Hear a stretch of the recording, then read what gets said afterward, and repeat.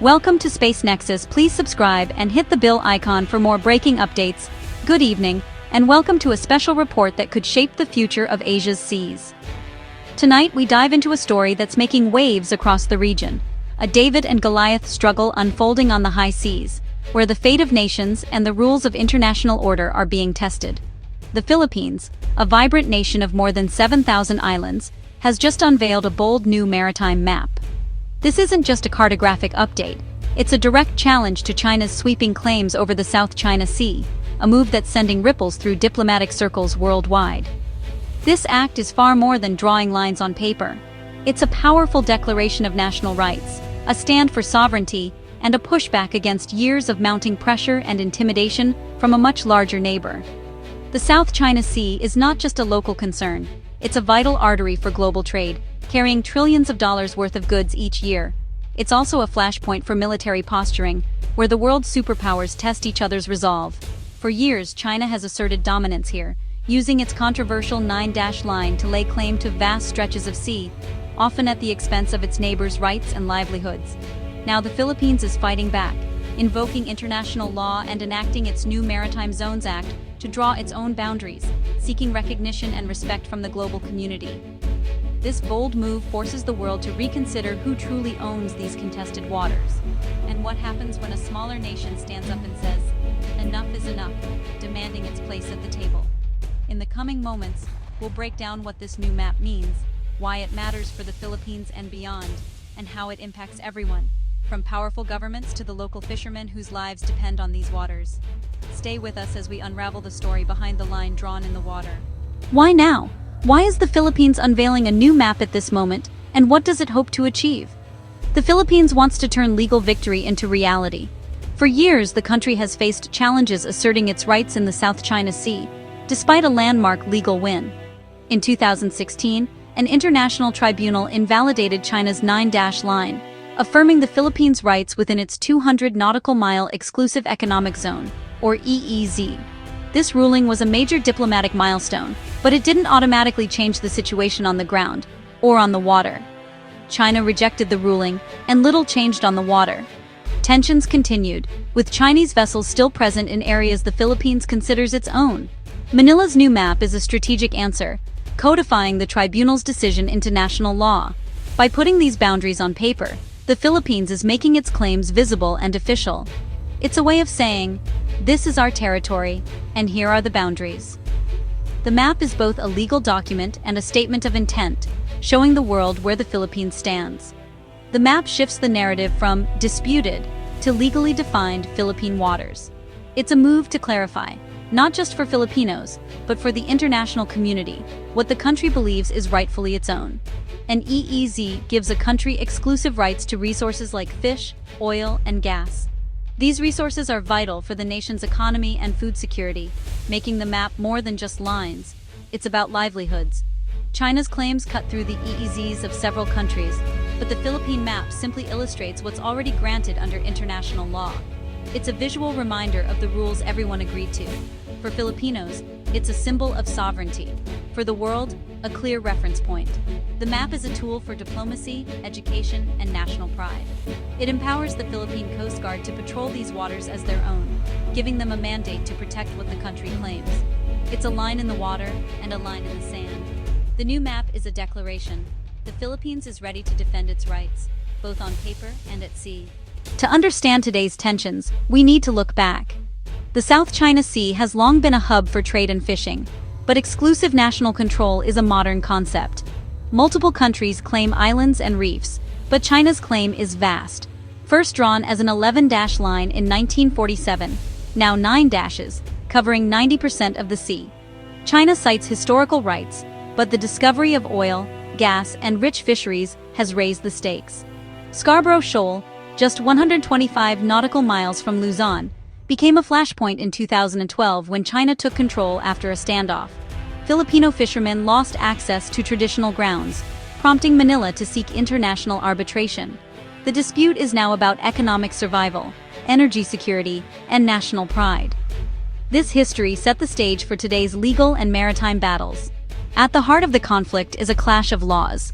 The United Nations Convention on the Law of the Sea, or UNCLOS, defines maritime zones and rights, ratified by both China and the Philippines.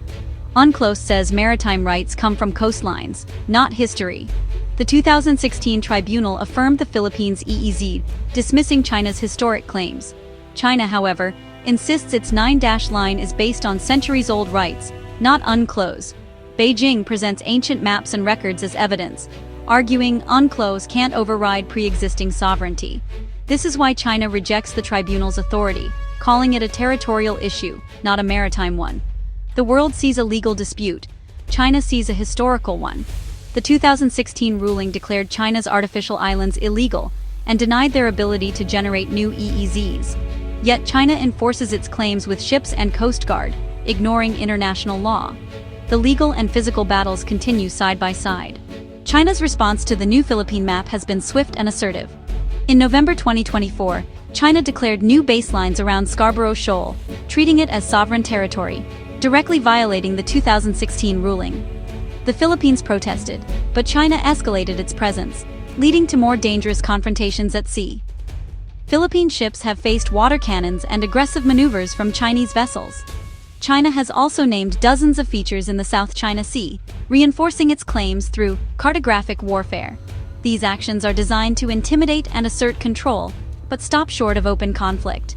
China uses Coast Guard and maritime militia, blurring the line between law enforcement and military aggression. This gray zone strategy keeps tensions high without triggering war. The risk of escalation is ever present.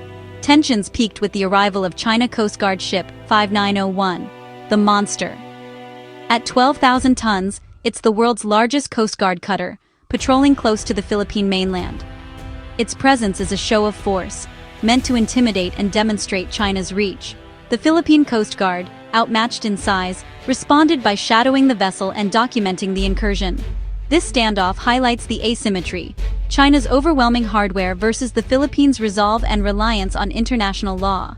China's official statements call for the Philippines to stop provocations, but the message is clear: Beijing is willing to escalate. The world is watching and the stakes are rising. The monster's shadow looms over the region's fragile peace. The Philippines isn't standing alone. Its alliance with the United States under a mutual defense treaty has been reinvigorated with expanded military exercises and base access. Washington has clarified that attacks on Philippine vessels in the South China Sea would trigger the treaty. Japan has joined as a key partner, providing patrol vessels and security aid, and voicing strong support for Manila.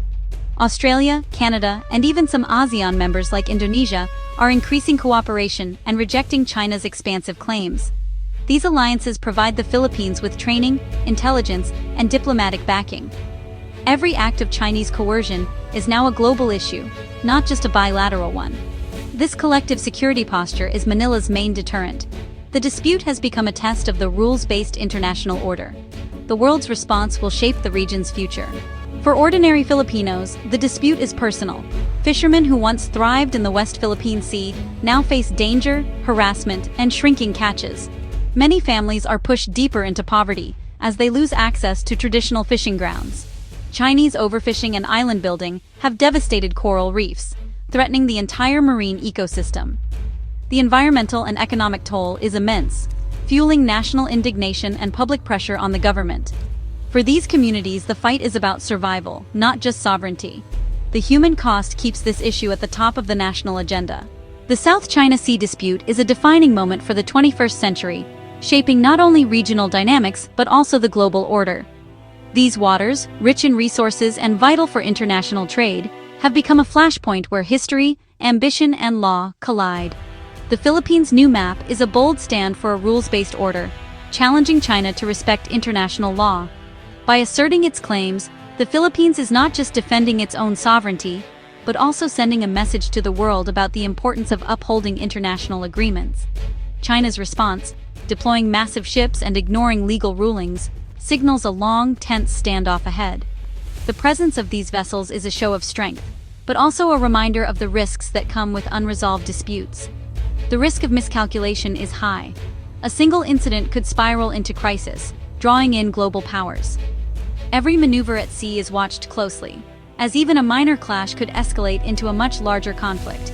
Diplomacy is crucial, but must be backed by credible deterrence. Without a balance of dialogue and strength, peace remains fragile and uncertain. The Philippines' alliances with the US, Japan, and Australia are vital counterweights to China's power. These partnerships not only enhance security, but also demonstrate a shared commitment to freedom of navigation and regional stability. The international community faces a choice: uphold maritime law or risk its erosion. The decisions made here will set precedents for future generations and determine whether the seas remain open and governed by rules. The future depends on whether nations can defend shared rules for shared seas. The stakes are high, as billions rely on these waters for commerce, food, and security. This story will unfold in diplomatic halls, on the water, and in the lives of those who depend on the sea. The outcome will shape livelihoods, economies, and the balance of power in Asia and beyond. The lines are drawn, the world is watching. Every decision, every negotiation, and every action will be scrutinized by a global audience. Thank you for joining us as we continue to follow this evolving story and its impact on the world stage. Subscribe for more coverage and share your thoughts below. Good night.